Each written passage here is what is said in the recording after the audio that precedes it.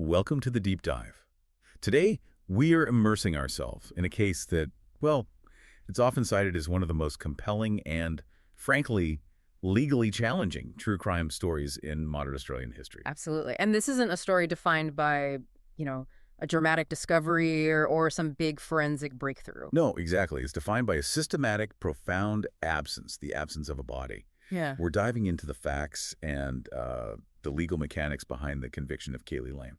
Keli Lane, convicted for the 1996 disappearance and ultimately the presumed murder of her newborn daughter, Tegan Lee Lane. This is really the anatomy of a conviction secured entirely through circumstantial evidence. It's built on concealment, ambition, and just a staggering pattern of lies. And that framework, the reliance on pattern of life over physical evidence, that's precisely why this case is such a critical study, Right. Our mission today is really to track the highly unconventional legal path taken here. We'll start with Lane's almost unbelievable ability to hide 5 pregnancies. 5. Then we'll move through the exhaustive and ultimately fruitless multi-year police investigation. Which was massive. Huge. And finally, we'll look at the landmark 2010 murder conviction itself. And we also need to understand the very current application of the no body, no parole laws that are defining her incarceration right now. Okay, so the initial facts really set the scene immediately, don't they? Keli Lane, born 1975. On the surface, she seemed like this highly successful, ambitious Australian woman. Yeah, a former water polo player, a teacher, a very public-facing image. But in 2010, she was convicted of murdering newborn Tegan Lee Lane, who vanished within just 48 hours of her birth back in September 1996. And there were also 3 counts of making a false declaration. And it's important to note, the High Court of Australia denied her final application to appeal in August 2014. That really confirmed the verdict's integrity within the legal system, despite the lack of a body. Which is crucial. And as you mentioned, this isn't just history. The case remains a current legal reality. She was sentenced to 18 years, but that no body, no parole law kicked in hard recently. In March 2024, right? That's right. March 2024, she was denied her initial parole eligibility. So she's essentially locked into continued incarceration unless she cooperates in locating Tegan. Which, given her stance, seems like the ultimate catch-22. Exactly. Okay, let's unpack this. We really need to understand the life Lane seems so desperate to protect because the contrast between her public persona and her private life is just, well, it's staggering. It really is. So, segment 1, the facade and the hidden life, this 7-year pattern of concealment. Right. To get a handle on the motive the prosecution argued, you have to understand the image she cultivated.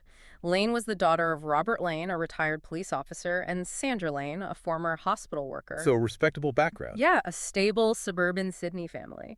And it seems the expectation, maybe the pressure of maintaining that public standing was just this overwhelming force in her life and her decisions. And her own personal ambitions only added to that pressure, didn't they? She wasn't just playing water polo casual. No. She was elite. She'd won a silver medal with the Australian junior women's team at the 95 World Championships in Quebec. Wow. Professionally, she had her degree, she was a teacher, a sports convener at the prestigious Ravenswood School for Girls. Everything about her projected image was about achievement, success, and, importantly, control.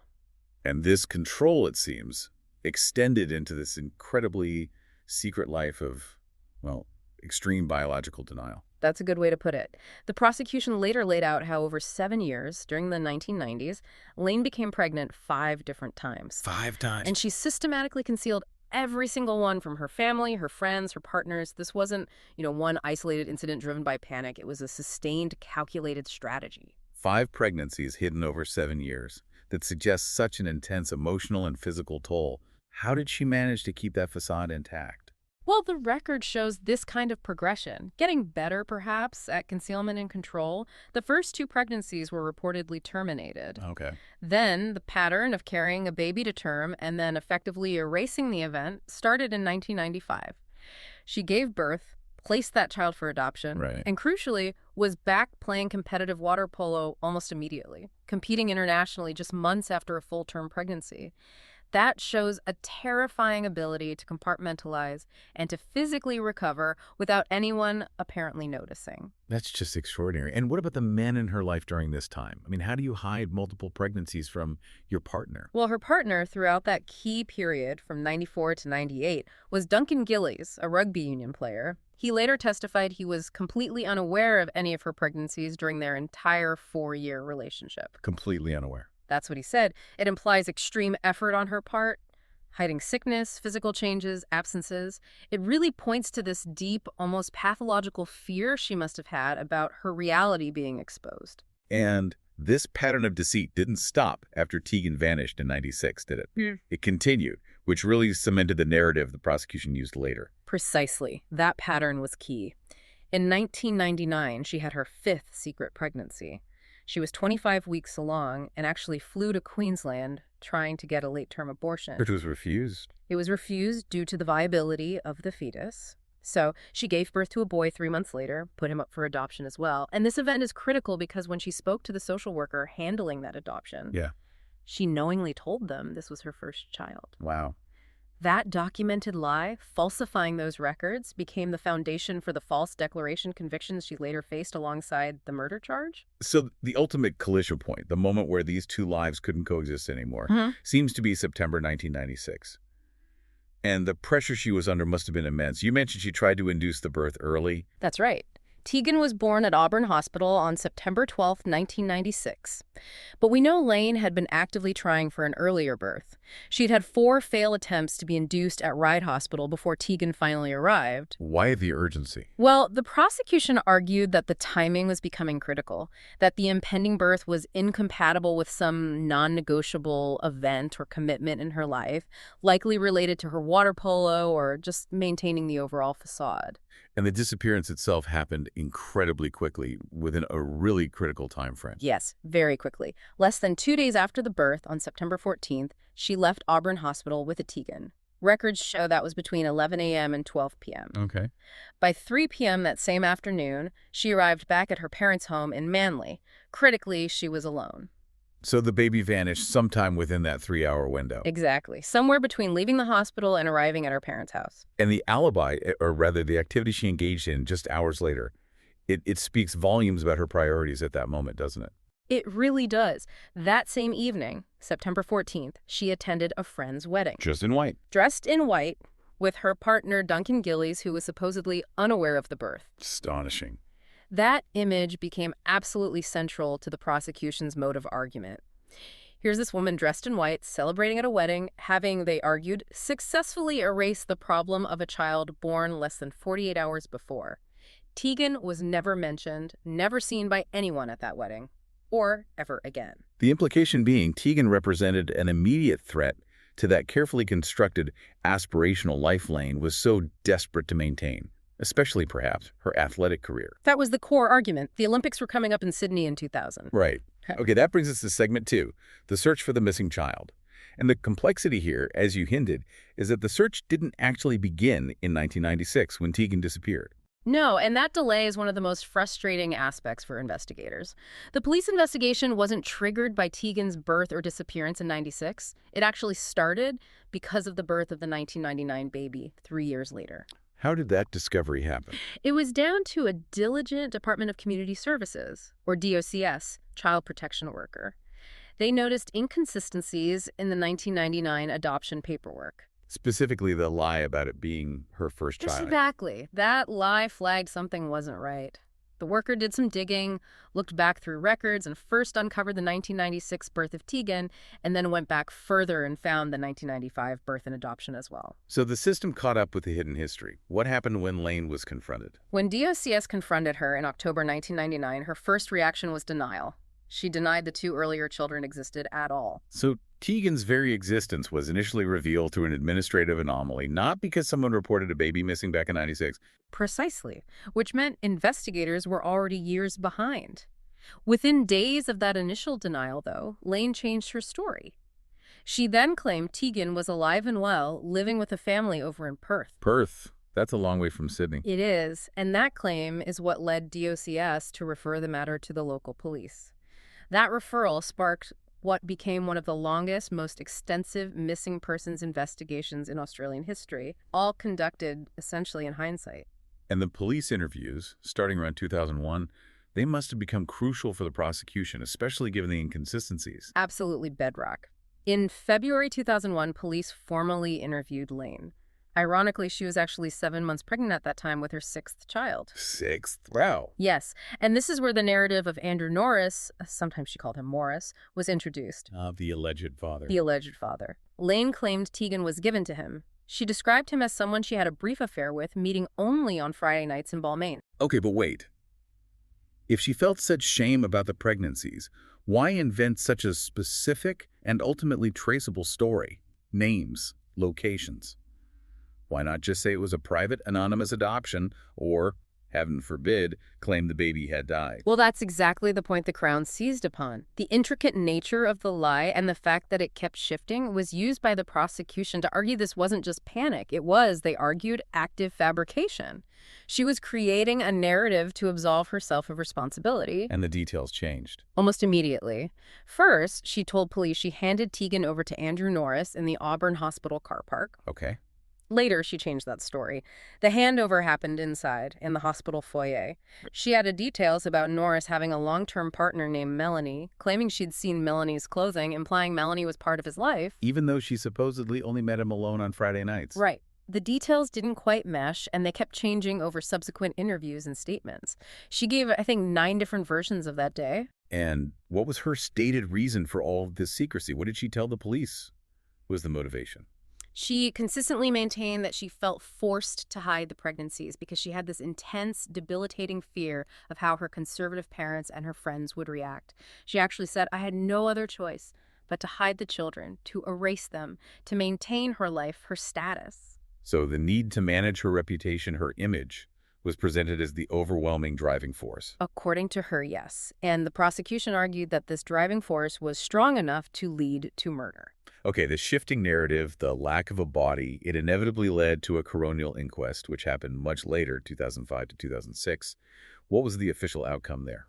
State Coroner John Abernethy presided over that. He heard a huge amount of evidence, all the police efforts, DNA matching attempts, the failed leads. His conclusion was both definitive and yet cautious. How so? He stated he was comfortably satisfied that Tegan Lane is in fact deceased. That was a major finding. And importantly, he expressed concern that she had met with foul play. But he didn't completely rule out the possibility she was alive. Correct. He acknowledged that, theoretically, a remote possibility still existed that she could be alive somewhere undetected. But based on the evidence before him, he ordered a death certificate be issued. Which is a significant step. A huge procedural step. And he formally recommended that all the evidence, the pattern of deceit, the failed searches, be immediately forwarded to the New South Wales Homicide Squad to consider murder charges. So the coroner basically said, she's likely dead, likely murdered. Investigate this as a homicide. In essence, yes. The police investigation in the years following that inquest sounds incredibly thorough. They really tried to either prove Lane's story or find Tegan, didn't they? The effort from 2006 onward, spurred by the coroner's findings, was just monumental. Investigators poured vast resources into trying to locate this mythical Norris family. Andrew Norris, Melanie, Nana Norris. Exactly. They followed up on every single one of Lane's, I think it was 9, documented versions of the handover story. They cross-referenced databases, property records, driver's licenses, electoral rolls, everything, right across Australia, trying to find any trace of these people. And they found nothing. Absolutely nothing matching the descriptions, names, and timelines Lane provided. Were there specific contradictions in her stories that helped dismantle the Norris narrative? Yes, subtle things sometimes. For instance, police looked into a possible sighting of Andrew Norris at the Sydney Aquarium. It seemed like maybe a lead. Okay. But Lane herself apparently dismissed it, reportedly saying Andrew had no interest in water. Now, that detail might seem small, but the police saw it as her providing information designed to sound plausible, but which didn't hold up, or could be used to shut down lines of inquiry. The geographical details she gave also shifted and sometimes conflicted. It just wasn't the story of a straightforward, albeit secret, handover. And the efforts to find Tegan herself, the child, they weren't just focused on Sydney or this Norris family. Oh, far from it. This is where you see the incredible scale of the investigation. Police conducted a 2-year systematic search of primary school records. How many schools? Over 9,000 primary schools right across Australia. They were looking for any Tegan Lane or similar names who would have been school-aged. 9,000 schools. Yeah. They followed up specific leads, 2 girls named Tegan Lane in Queensland, even a possible match on a remote Torres Strait island. Every single potential lead was investigated and ultimately excluded. Tegan wasn't in the system. So the failure of these massive nationwide searches to find any trace of a child who should have been in school or at least registered somewhere really strengthened the police view that she wasn't alive. It had to. The total lack of any record, any contact, any trace, combined with Lane's proven lies. It led investigators and eventually the DPP to believe that the only reasonable inference left was that Keli Lane had disposed of Tegan's body and fabricated the entire Norris story to cover it up. So if the police had done all this work but still lacked that definitive physical evidence, what pushed it over the line to actually charging her with murder? That feels like a really big and perhaps risky legal step. It was a huge step. The police compiled their massive brief of evidence and referred the whole thing to the Director of Public Prosecutions, Nicholas Cowdery. His decision, which came down on November 17, 2009, to charge Lane with murder. Well, it was widely described in legal circles as an unusual step. Because of the lack of a body. Primarily, yes, and the lack of any direct forensic evidence linking her to a death. It was pushing the boundaries of what circumstantial evidence alone could achieve in a murder trial. So what was the key legal hurdle the DPP felt they could overcome? They had to believe they could convince a jury beyond a reasonable doubt. Their argument essentially became, look at the totality of the lies, look at the calculated pattern of behavior over years, look at the exhaustive failed searches. The possibility of Tegan being alive, given all this, is so remote, so unsupported by any evidence that it's unreasonable. So the argument was, Keli Lane is the only one who knows what happened to Tegan. Right. Every explanation she's given is a demonstrable lie. Therefore, the only logical conclusion left standing is murder. That was the inference they asked the jury to draw. And this reliance on inference drawn from behavior, from lies, from abscess, rather than positive proof of death, that's what made the 2010 trial so significant and, well, controversial. Which brings us neatly to segment 3, the trial, motive, and sentencing. This trial took place in the Supreme Court before Justice Anthony Wheely. The Crown prosecution knew their biggest challenge was establishing a motive powerful enough to convince a jury without that physical evidence. Absolutely. Mark Tedeschi, GC, led the Crown's case. He focused almost entirely on Lane's obsession with protecting her reputation and her ambition. How did they build that case? They meticulously presented the evidence of the 5 secret pregnancies, the 2 prior adoptions, the 2 terminations. They painted it as proof of the sustained, systematic desire to eliminate any obstacle, any child that threatened her goals or her image. So the motive argued wasn't necessarily hatred or malice towards the baby itself. No, not directly. It was framed as the desperate need to maintain her life, her status, her ambitions. Particularly the sporting ambitions. The Crown strongly argued that yes, that she was prepared to abandon children, or worse, to protect her image and increase her chances of representing Australia in water polo at the Sydney 2000 Olympics. The motive became about the self-preservation of her status and her future plans. And that wedding attendance. That became the powerful symbol of her success in achieving that goal. Attending the wedding just hours after leaving the hospital with Tegan was presented as the final chilling proof that she had found what the Crown called a permanent solution to the problem that Tegan represented. How did the defense respond to this portrayal? They couldn't deny the concealment, could they? No, the defense had to acknowledge the concealment, but they tried to frame it differently. Legal commentary around the trial, sometimes citing Justice Peter Hamill, who had actually defended Lane back in the 2006 inquest, highlighted the argument that revealing what was described as the salaciousness of her sex life, involving numerous rugby players, would have utterly destroyed her image, especially given her father's position as president of the Manly Marlins Rugby Club. So they argued the concealment was about shame, about keeping secrets from her family, but not necessarily murder. Exactly. Rooted in shame and reputation management, yes. Murder, no. That was the line they tried to hold. The trial concluded dramatically on December 13, 2010. Can you walk us through how the jury reached the final verdict? Well, the jury came back first with a verdict on the lesser charges. They found her guilty on all 3 counts of making a false declaration, those lies about the 2 babies she did adopt out. So they clearly accepted the pattern of deceit. Unanimously. That showed they believed she was capable of elaborate, sustained lying about her children. However, they then indicated they were deadlocked, unable to reach a unanimous verdict on the murder charge itself. Ah, okay, so what happens then? Justice Wheely, following the procedure allowed in New South Wales, then gave the jury what's called a majority verdict direction.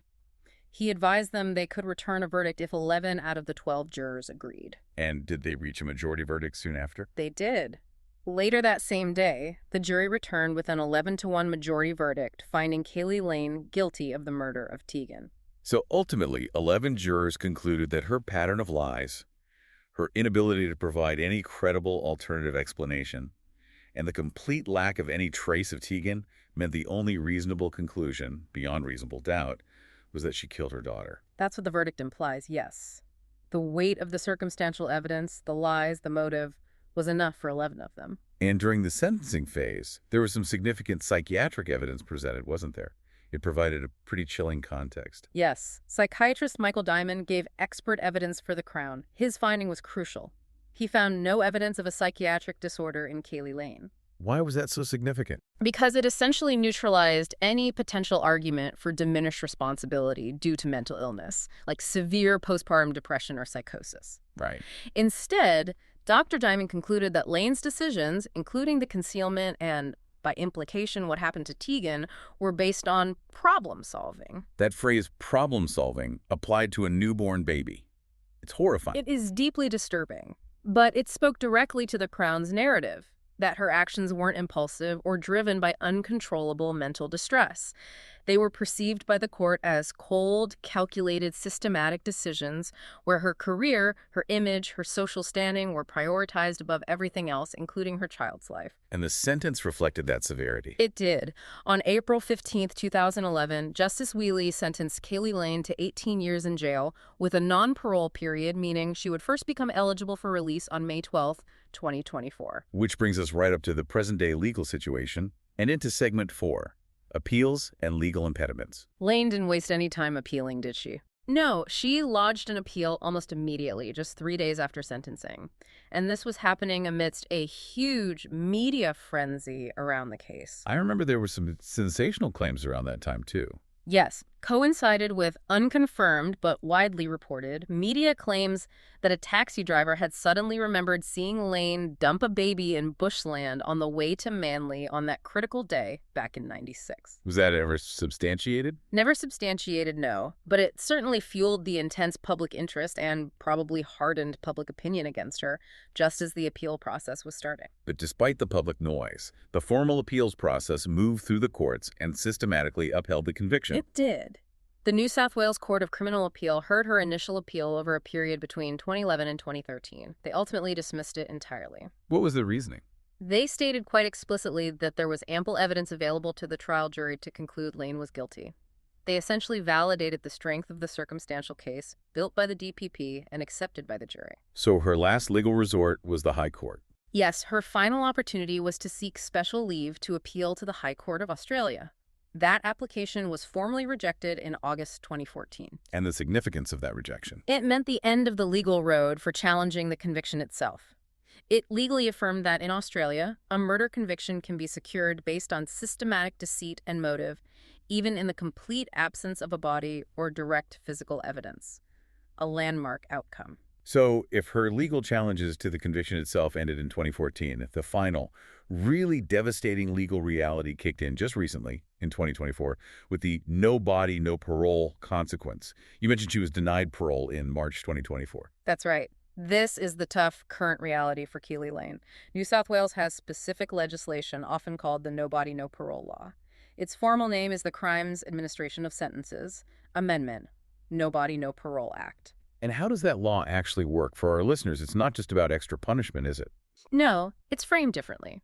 It's designed as a mechanism to compel cooperation from offenders after conviction. The focus shifts from punishment to disclosure, specifically about the location of the victim's remains. So, to get parole. To satisfy the state parole authority, the SPA, and be granted release, an offender like Lane, convicted of murder where the body hasn't been found, must demonstrate that she has cooperated satisfactorily in police investigations to locate the victim's remains. And therein lies the catch-22 for Keli Lane. Precisely. Since she continues to maintain her innocence of the murder itself and insists Tegan was handed over to Andrew Norris, a story the courts have definitively judged to be a fabrication, she cannot possibly satisfy the condition of cooperating to locate Tegan's remains. Because according to her story, there are no remains to locate. Exactly. She maintains Tegan is alive somewhere. So, by sticking to the narrative that was rejected by the courts, she legally prevents herself from meeting the criteria for parole under this specific law. So because Tegan remains missing and Lane won't renounce her original story, she's effectively locked in until her maximum sentence expires. That appears to be the situation. She remains incarcerated at the Silverwater Women's Correctional Center. Unless there's a dramatic change, either she suddenly provides a location for Tegan, or perhaps Tegan miraculously turns up alive, she will likely remain in jail until her full 18-year sentence expires on December 12, 2028. Her adherence to the Norris story is, ironically, the legal bar to her own freedom now. And her time inside the prison system hasn't been quiet either. There's been more public attention, hasn't there? Yes, her case resurfaced significantly in the public eye with the 2018 ABC three-part documentary series, Exposed, the case of Keli Lane. I remember that. It re-examined the evidence, didn't it? It did. It raised some questions about the strength of the purely circumstantial case, and it gave the public a fairly unusual glimpse into her perspective, featuring edited segments of phone calls she made from jail. 6-minute calls, heavily edited, but still her voice heard publicly. And then, even more recently, this year, in 2025, some very serious allegations emerged about her treatment while she was incarcerated. That's right. Earlier this year, New South Wales MLC Sue Higginson brought forward allegations from Lane herself. Lane alleged that she had been repeatedly sexually assaulted and harassed by staff while she was held at the Dilwyn Correctional Center. And she named someone. Yes, she specifically named a corrections officer, Wayne Estill. And this detail is significant because Estill was actually jailed himself back in 2023 for assaulting multiple other incarcerated women at that same facility. Wow. And reports suggest Lane was actually a key witness in the internal government inquiry into Estill's conduct. So it adds another layer of complexity and difficulty to the ongoing reality of her life inside the prison system. It's just, the whole case is such a stark example, isn't it? Intense personal secrecy, overwhelming ambition colliding with reality, a complete failure by police despite massive efforts to find any physical proof, and then a legal system willing to push the boundaries. Willing to charge and ultimately convict based entirely on patterns of behavior, on character, on motive, on lies. So if we try to synthesize the key insights here for our listeners, what stands out most? Well, I think the conviction itself has to be seen as a legal milestone. It was built, fundamentally, on proving an overwhelming self-serving motive, the protection of reputation, the pursuit of ambition, and meticulously documenting that systematic pattern of behavior over years: deceit, abandonment, erasure. And the prosecution's success hinged on convincing the jury That the sheer volume of proven lies, particularly about the Norris family, combined with the absolute failure of that huge 9,000 school search and every other investigation to find any trace of Tegan, rendered any other outcome, like Tegan simply being alive and hidden, totally inconsistent with the standard of reasonable doubt. So the power of this verdict really lies in the court's acceptance, ultimately confirmed by the High Court, that where physical evidence of death is completely missing. A documented pattern of calculated, deceitful actions aimed specifically at eliminating the deceased person's existence from the narrative can, in itself, constitute sufficient evidence of murder. It really does shift our understanding of how behavior alone can meet that very high burden of proof in a capital case. Absolutely. The High Court's refusal to hear the final appeal essentially cemented that principle in Australian law. Circumstantial evidence, if strong enough, if pointing overwhelmingly in one direction, can be legally sufficient for a murder conviction, even without a body. Provided, of course, that the inference drawn that the victim is dead and the accused is responsible is the only reasonable inference left on the table. It sets a fascinating, and some would argue concerning, precedent. Which leads us perfectly into our final provocative thought for you, the listener, to perhaps mull over. The case against Keli Lane relied so heavily on circumstantial evidence about her character, her motives, her consistent pattern of denial and deceit, rather than any traditional forensic proof of death or disposal. There was no smoking gun, no DNA, no body. Exactly. So, considering the immense gravity of a murder conviction and the finality of the court's decision here, how heavily should the legal system rely on a documented history of lies and a powerful, albeit inferred, motive to determine guilt in capital cases? And maybe more pointedly, what does the Keli Lane case truly imply for that fundamental standard of beyond reasonable doubt, when the primary evidence presented is the total, calculated, and successful erasure of a human life from all records?